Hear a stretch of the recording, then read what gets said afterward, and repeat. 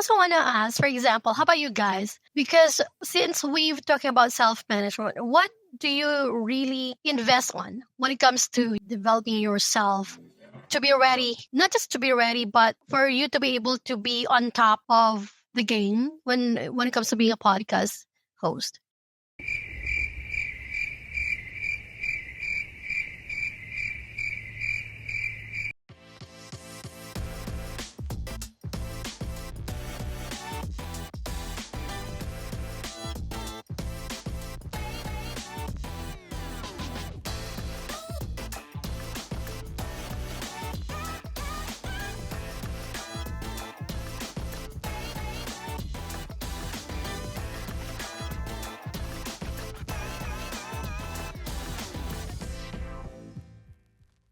Hey, hey, hey! Welcome everyone to another episode of Cosmic Couch, your ultimate guide to personal and professional growth.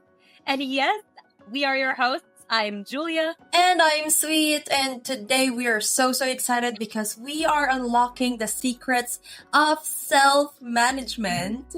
And last but not the least, and I am Dwayne. Get ready because we are diving deep into self-management. It's not just about being efficient at work, it's about mastering every aspect of your life, from personal goals to professional achievements. We'll explore why self-management is the key to thriving both in and out of the workplace. Totally agree with that, Dwayne. And we've got practical tips, inspiring stories, and of course, expert insights for you guys. So don't forget to click that subscribe button and follow button so you will never miss a single episode. And today we are very excited as I mentioned, we have an expert who we have invited today in relation to our topic, which is navigating self-management. And without further ado, let's not hold off any longer.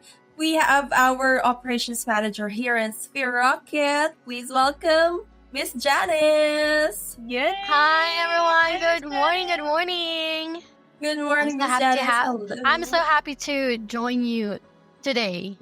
Yes, so excited. So excited to have you here, Miss Janice. As always, I've been interviewing you since the first ever episodes of Sphere Rocket. So I'm glad to share the stage with my fellow host here. So, of course, as a tradition here in Cosmic Couch, if we have a guest, you have to introduce yourself, plus a fun fact or any kind of fact, actually, about you. So, go ahead.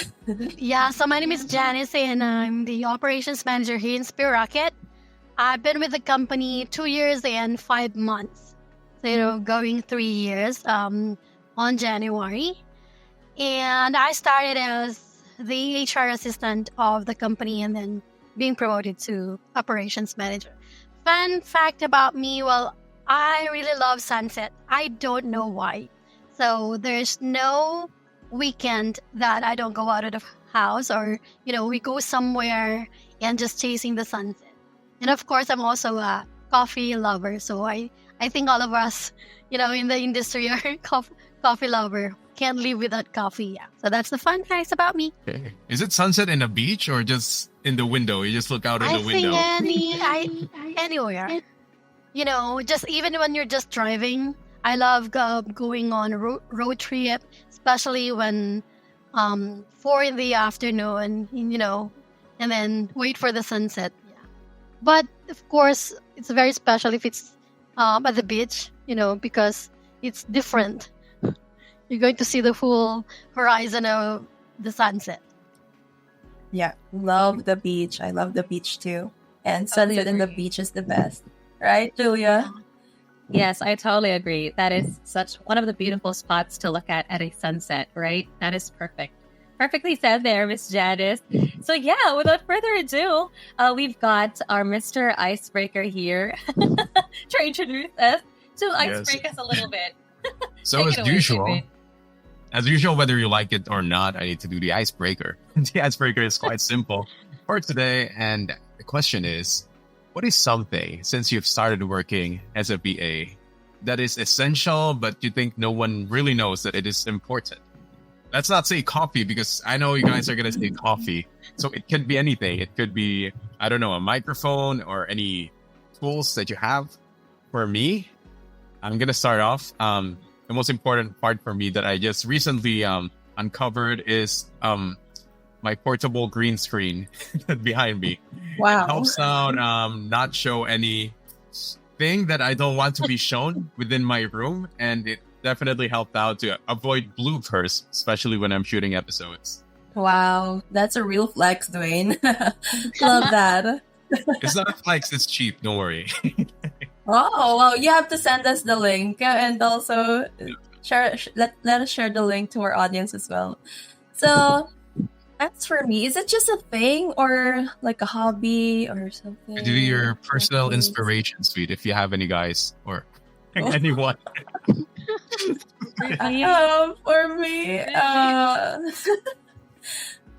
For me, I guess it's a personal habit that I've recently just tried consistently, and I'm happy. I think since we're working from home, just sitting down, I have a very sedentary lifestyle before, so I think enrolling into a gym and hiring a coach is one of the most, I think, underrated habits that any working person, or especially if you are in a work from home setup, just sitting all day.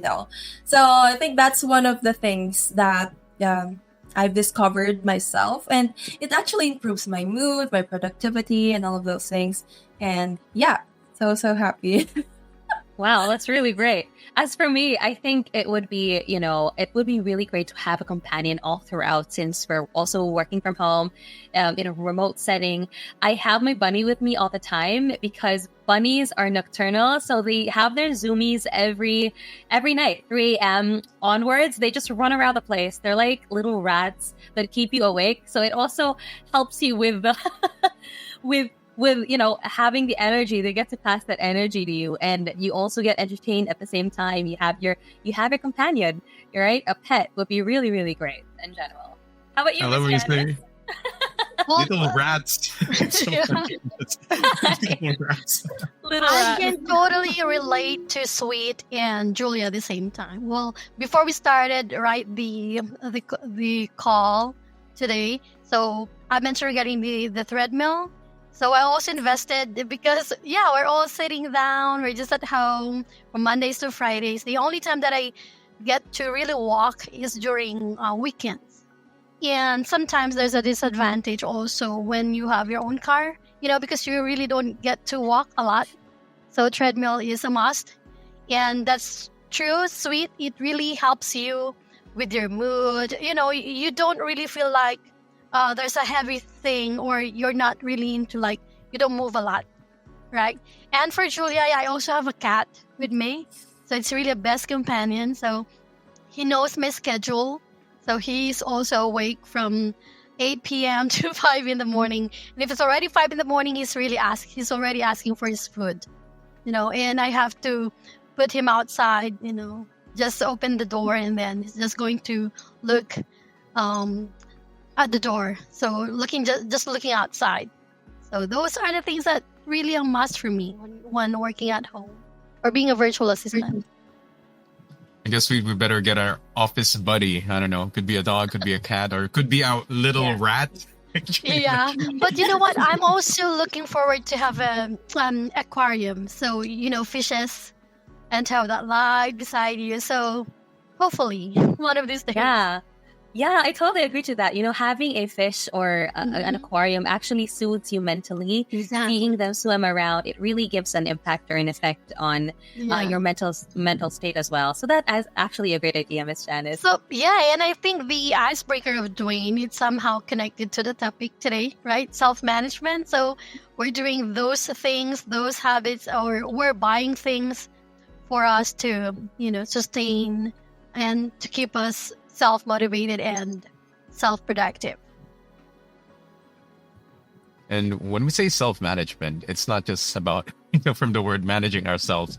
It's a little bit more about the work-life and health balance to keep us all happy, mentally fit, and everything. And, I can also relate to what, Sweet and Miss Janice mentioned. Physical health is also important, especially in the time that we work. We're awake. Basically, our shift ends in the morning. And that is the time where we sleep. Normally, I would say, I can do some sports or basketball in at around 6 p.m. Then I'll be like, I have work right after. So I'll just procrastinate. Yeah. After that. So that's the thing. We need to be more mature in terms of managing everything, and especially time with family, and basically personal development in general. And how about you, Sweet? Yeah. Do you have any? Miss Janice. Sorry. I just remember this one article, one of the articles from Asana. So I have read this about the self-management. So when Sweet mentioned about it, I somehow take a look at again yesterday, self-management. So there are 7 types of self-management, and the one that you mentioned, Dwayne, is about the time management, right? So both professional and personal. Since you were right, I also agree with that. Guiltness when your mind says, I have to exercise, I have to do physical activities, but your body says, I rather sleep.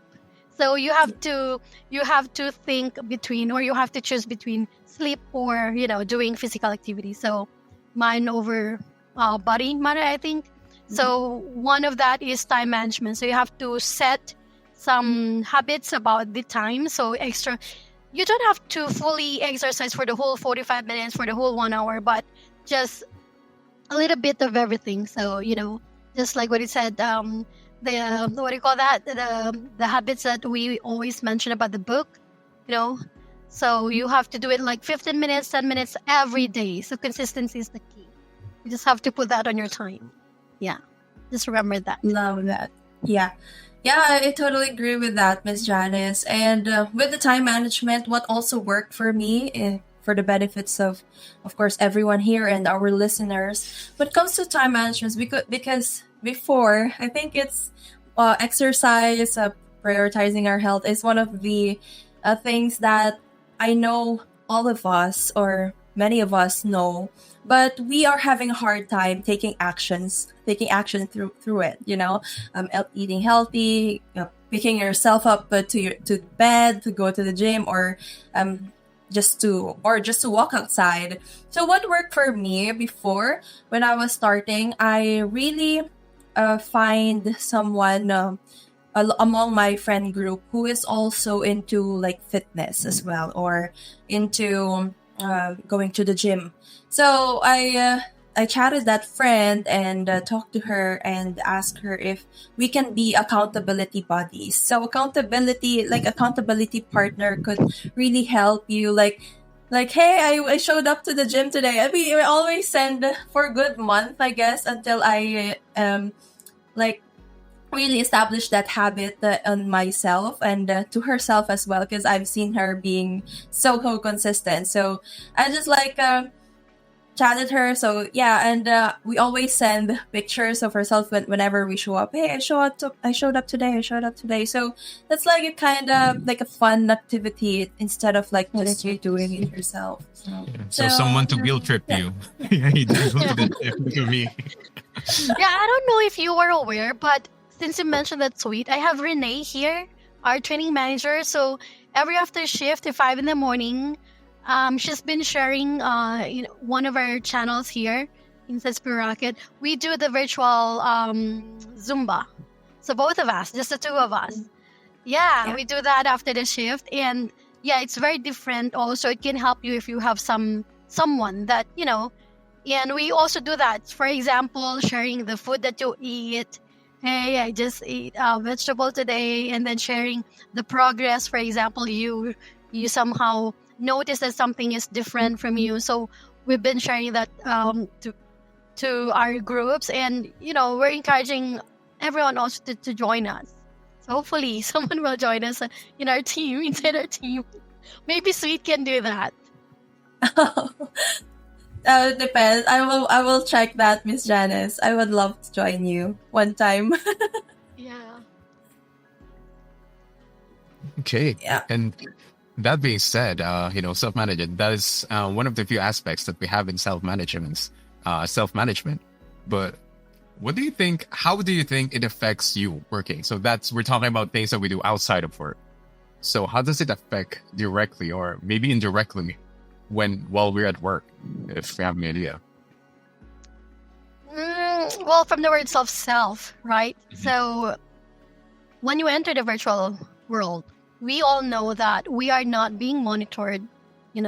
Nobody can see us really for that 8-hour shift. So what do we do here is just a result, right? Based on the data. But how an individual can do that specific things, you should have that self-management. So for example, self-motivation. So you don't have to wait for somebody to tell you that you have to hurry up, you have to do those things, you have to do that, and you have to be organized, Those things must always come from within. I always believe in that because you can't give what you do not have, right? So, of course, we also mentioned the self-productivity. So, one of those 7 types of self-management as well as goal alignment. So we all know when we work, we have goals, right? We have deliverables. And how do we do that? First, we have goal setting.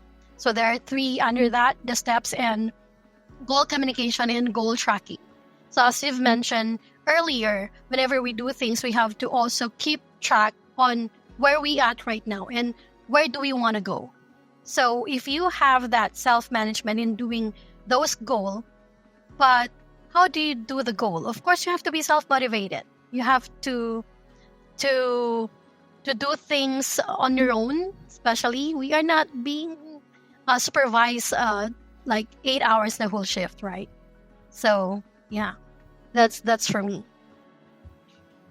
Yeah, I totally agree. That was really perfectly said there, Miss Janice. I want to ask, what are certain situations that you've encountered personally that made you develop those self-management skills? Because it's really easier said than done. And I know we have subjective experiences about that. So for you personally, what other experiences did you go through in order to really hone that self-management skill?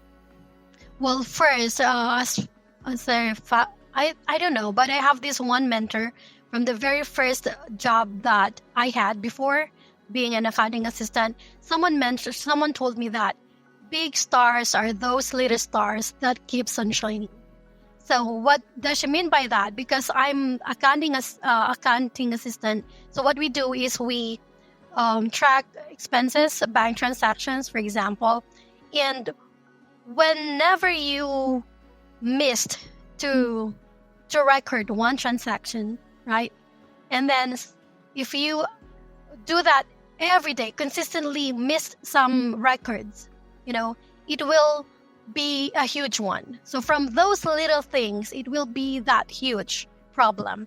So why don't you do it right now? And my mom always tell me that if you're going to do it later, then why don't you do it now since you have time?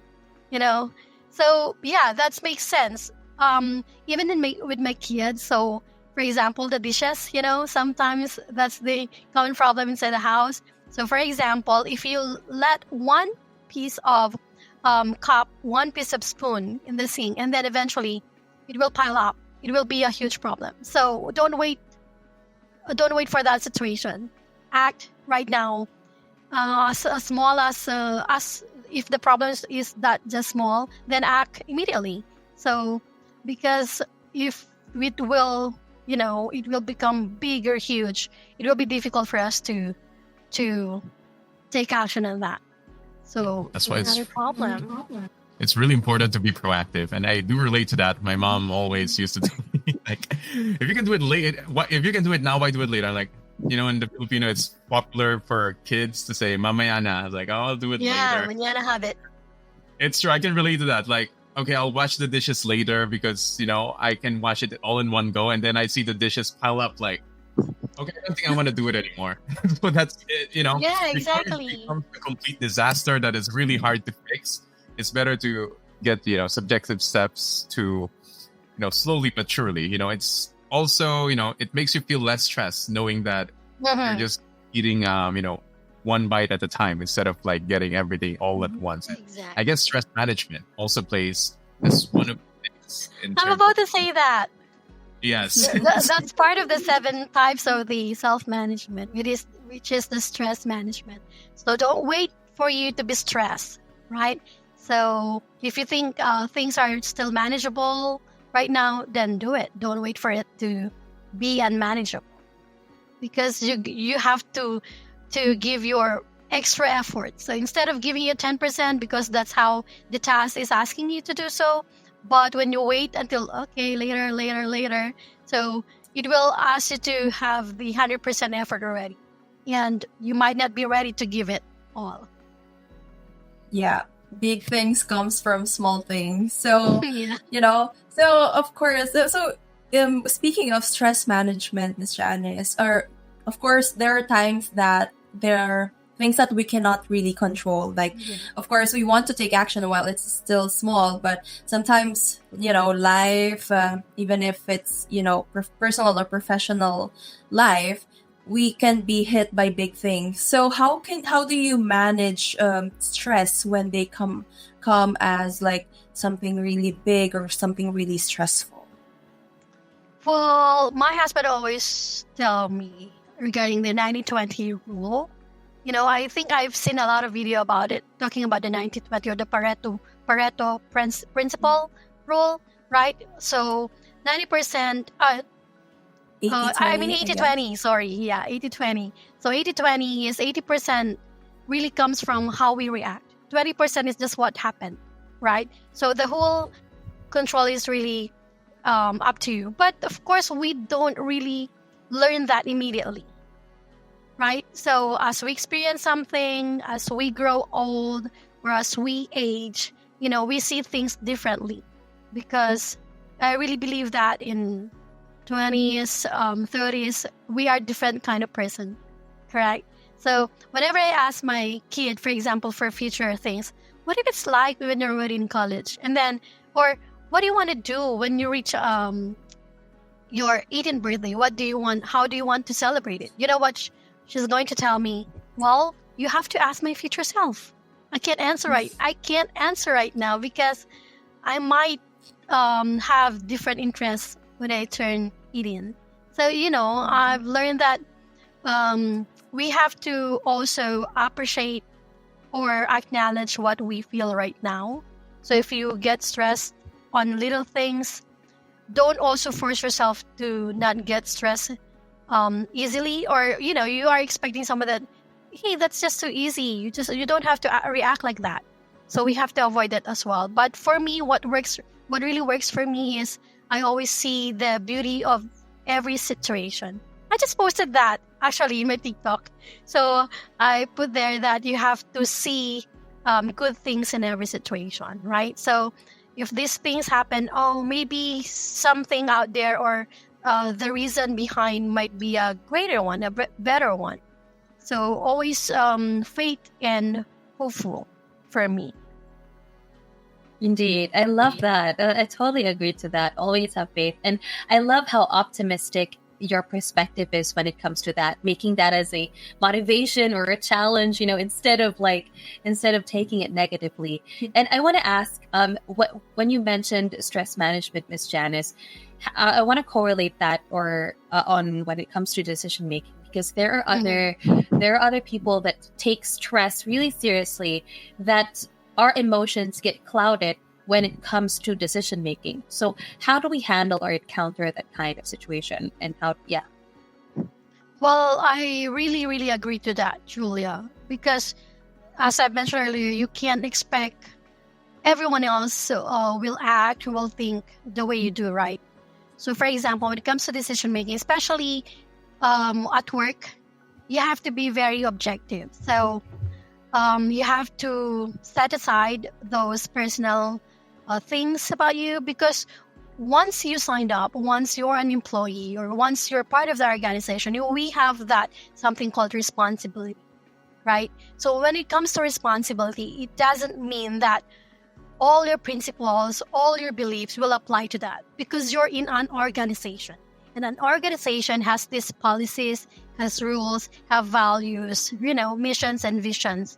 So if you are not aligned to that, that's why what we do at first, from the very beginning, is we do onboarding, right? We have to walk through the the newly hired employee that, okay, these are the expectations. So this is the culture. This is how we do things here inside Spirit Rocket. So here, or not just here, in every work that I've been to or experienced before, critical thinking is very important. So problem solving.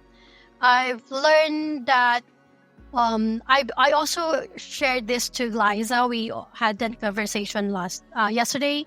So when it comes to decision making, it really depends on the organization. So for example, from my past job in a restaurant, 3 things, because we always say that for you to resolve things, for example, problems, you have to identify problems, right? And all problems are problems, right? But somehow they weigh differently. So how do you prioritize those? For example, tasks, problems. So they're all important, but they are not all urgent. So first is if if a problem is safety issues or life and death situation. So versus brand image or brand reputation. And then lastly is customers or client comfortability. So those 3 things. So you have to prioritize. Of course, if all problems came or happened in one situation, you have to assess immediately. So you have to know what on this situation is a matter of life and death situation. What is will affect the brand reputation or brand image. And lastly is the client satisfaction or client accountability. So you have to, of course, address first on the life and death situation, right? So you really have to assess. And for you to be able to do that, you have to have that critical thinking and always based on the data-driven decision making. So, for example, when it comes to performance, of course, you can easily see, or for financials aspects of the company, you can easily see that using your data. And data or numbers can't really lie, right? I've done my part. I did everything, but the result is still, that's not the expectation that we are really expecting. So somehow you have to dig deeper. What's the real problem on that? Yeah. Okay, well answered. And pretty much, everything that we talked about is all about self-management for ourselves. Save for the one that we need to find a buddy that will kind of help us out in terms of managing the time. But another thing is, let's say in a management role, do you have any advice or tips for someone in a higher position or a managing role to help their people who they work with? Yeah, well, actually, when it comes to managing people or managing your team members, there's really a lot of.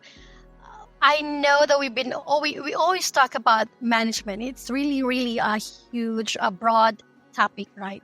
So, but if you're asking me what will be the advice, for example, number 1 is I always believe in servant leadership. So, since I mentioned earlier that you can give something that you don't have, so you have to first develop yourself, personal development. You have to know what your people is really doing, right? Because I can't tell you that you're doing wrong if I'm not aware what your task is, right? So you have to know. That's why immersion is very important. So you have to undergo as well the things that they are undergoing so you can really understand. And of course, it will be connected to the decision making.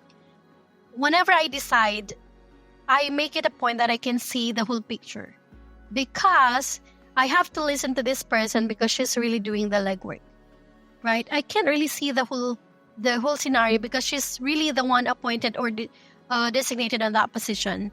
So I have to know first, and I have to know what will be the effect, or what do you think will be the best. And suggestion is always best if really comes from your people. So whenever you tell them, what if we do this? Do you think it might affect your performance or your daily task? We can really just give some instruction that just came from what I think or what I really thought, right? So that's number 1, the servant leadership. So, and you don't expect people to do things for you at all times, right? So you have to be the role model. And second is, of course, being an influence, not really just giving instructions. Because I always believe that discipline is different from being just, what do you call that? Just, following orders, right? Because when you influence people, you are not aware that they're doing things not because they just have to, but because they believe in what you do, right? So just, it's really simple as that when it comes to kids. For example, kids are great imitator, right? So you don't always say that, hey, you have to brush your teeth, hey, go to bed early, for example, like that. But if you influence them that it's more on showing how to do it and what might be the result, and showing them the result of your actions, they can easily see that and they can adapt, or they can easily copy you, on what to do. So be an influence to them instead of just telling them what to do. Right. Love that, Miss Janice. And yeah, those are really insightful ones. And I know this is a bit long episode, but I want to know more about. I'm curious about those seven types of self-management. 7 types of self-management. So we mentioned like three time or four? management. Mm-hmm. Three, I think three. Four, time management. We have the goal alignment. Actually, it's all. I think it was all triggered by Dwayne. So the time management, self-management, stress management, self-motivation, decision-making, and goal alignment, and the personal development. So the only one that we didn't cover is the adaptability. The confidence and ability to pivot when changes arises. And it's really, really, really evident here inside Spirit Rocket, because changes, that might happen in just 24 hours, right? So what we're using right now, what we're doing right now, what are the processes that we have right now might change tomorrow. And your ability to adapt immediately is really a skill, and that's part of self-management. Before, if you notice, for example, you're changing your job from one company to another, before it's a red flag, correct? Because it's like, oh, there's something wrong with this employee, because she can't be in a company for like 10, 12 years, like that. For example, me, maybe the longest one is 5 years, right? In one company, but 15 years in one industry. So that's food industry. So, but right now, that's already strength. It's one of the skills that company or manager also look into it. But of course, not just less than 3 months, right? You have to also consider that. But 3 years or less than 3 years, it's not a red flag already. That means that this person can really adapt to whatever changes in the environment, and she's willing to be out of the box, not in a comfort zone, right? So that's why it's very evident here in virtual world, because I might be a social media manager right now, and then after a few months, I might learn a new task or a new niche. So I'll be a copywriter, a video editor, or a unicorn, because you know how to do things, a lot of it, most of it. So yeah, so those are the 7 types of self-management.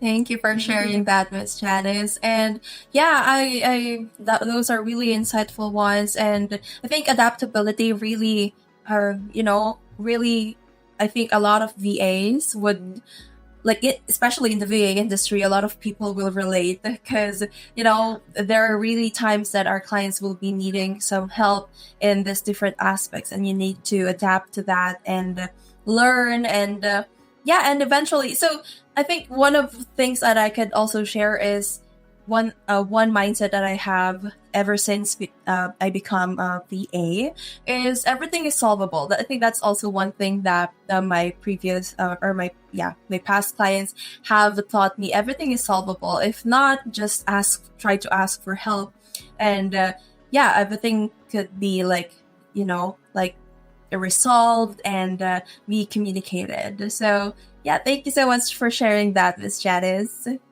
Yeah, but I also want to ask, for example, how about you guys? Because since we've talking about self-management, what do you really invest on when it comes to, developing yourself to be ready, or to be not just to be ready, but for you to be able to be on top of the game when it comes to being a podcast host? For me, Go, I can start. Go, Dwayne. For me, it's never stop learning, in a way that never think that you're already the best at what you do at, because there's always someone that's going to be better than you. So I always watch podcasts, like even any kinds of podcasts that I can relate to, even if it's a podcast that's not related to what I'm doing, because you can learn a lot of things from how they speak, how they formulate question, how they make icebreakers. That's also how I adapt into it. So yeah, I guess to be humble is one of the things, and always strive to learn more, because you'll never be the best. So the best you can do is to just work so you can be as close as you can to perfection. Exactly. Yeah. And I also remember about that. Oh, sorry about that, Julia.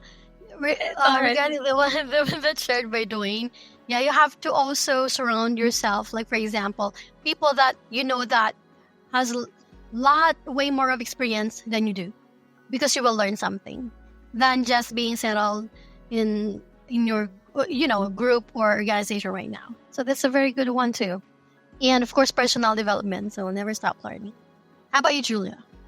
Indeed, I totally agree to that, Miss Janice. And for me, I have to love a lot of personalities all at once, because as a host, we encounter a lot of personalities every single day. Every time we create a podcast or interviews or clients, we encounter different personalities all the time. And we have to be very, in a way, adaptability. We have to be adaptable. And at the same time, there's this term called plasticity.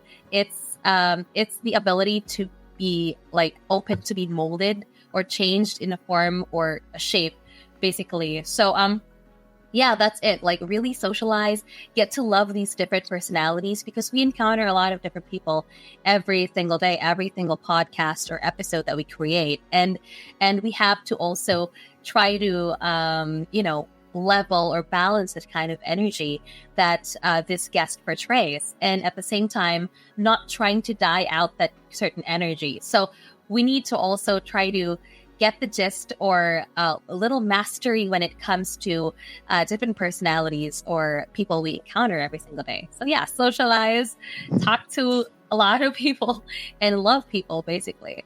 Yeah. That's for me. Well, correct. Because with the type of your task or what you do, you really need to have that, right? It requires socializing, right? So I also salute those people that do that a lot. And of course, but just don't forget the individuality, right? Because there's a lot of influencers, there's a lot of content creators, there's a lot out there, different type of person. So I think I came to that point before, since I tried being a podcast host, for example, and I tried to be a content creator as well. I have the work FB, right? The work FB that we used.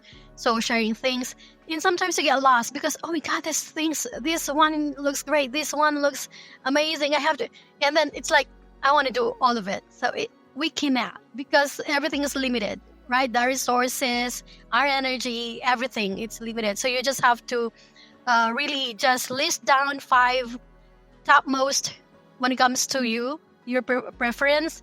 And then after that, you make a storyboard for that, just to create your individuality. And that's part of self-management as well. Know your individuality, but of course, you have to always look into things that, or the market, the community can offer, especially when it comes to social media. Yes, Right. indeed. I totally agree. And to also add, Miss Janice, I also forgot about, your, just like what you mentioned, self-individuality is very important.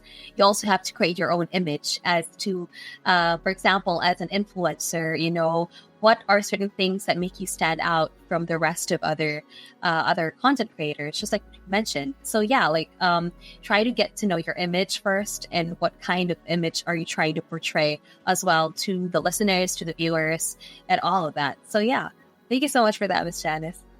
Thank you, Julia. And how about you, Sweet?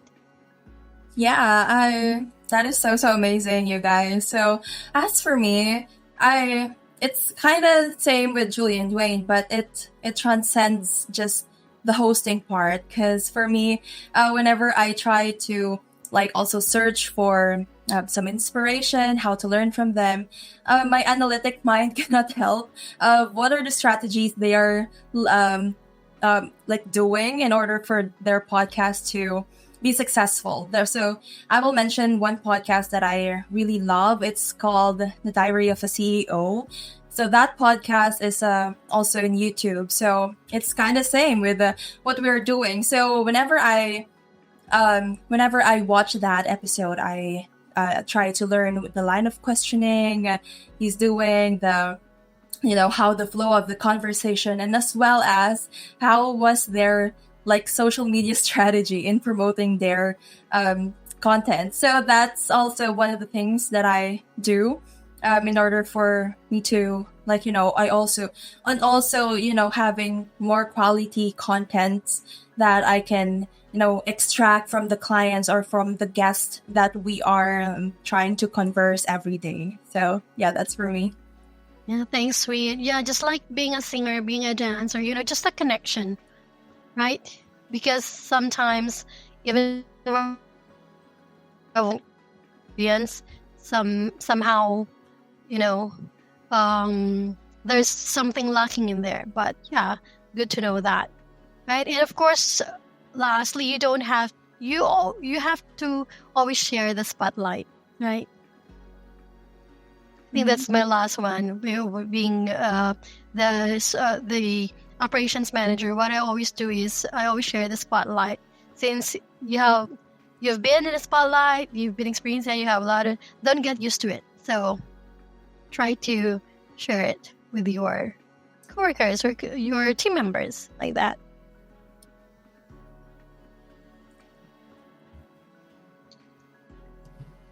So yeah, thank you so much for that, Miss Janice. And to summarize, I think we are actually down on the very, very last part of our podcast episode for today, of course, featuring Miss Janice. And there you have it. Thank you so much, Miss Janice. So to summarize, self-management is about taking control of your personal and professional life through effective planning, stress management, and emotional intelligence. And of course, a lot of factors play into that, as what was discussed earlier by Miss Janice. So thank you so much, Miss Janice, for that. And there you have it. Anything to add, Case Dwayne?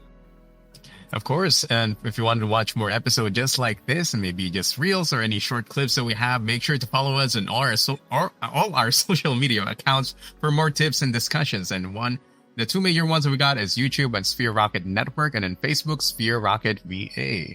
And Sweet, anything else you want to add? Yeah, if you're a business owner who wants to scale your business with virtual assistants, please visit www.sphererocketva.com. And if you are an aspiring virtual assistant looking for a work-from-home job, then visit www.spherejobs.ph, also known as Sphere Rocket Jobs. Yeah, so Miss Janice, do you want to promote or give a shout-out to anyone? We're giving you the floor as well. Give it a shout out, of course, shout out to all the head of departments inside Sphere Rocket. We can't do things, especially my tasks, without them, because everything is collaborations. And of course, for the three of you, thank you so much for inviting me today and have this, wonderful a discussion. And hope to have more of this with you soon. We'll be sure to invite you next time. Once again, Ms. Janice, it has been an awesome episode with you as well. Thank you. Thank you so much, Miss Janice. It was really such an honor to have you as our guest. We really, really appreciate your time and effort to be with us. And once again, this is Classic Couch. Once again, we are your hosts. I'm Julia. I'm Sweet. And I am Dwayne, and that is our episode for today. We'll see you again in the next episode at Sphere Rocket Network. Podcast Network presents Cosmic Couch. Bye, everyone. Bye, everyone. Thank you so much, Miss Janice. Bye. Feeling overwhelmed by your business tasks? Well, it's time to step up your game. Visit www.spherocketva.com and get a virtual assistant from us at Sphere Rocket VA. Streamline your business operations and focus on what really matters.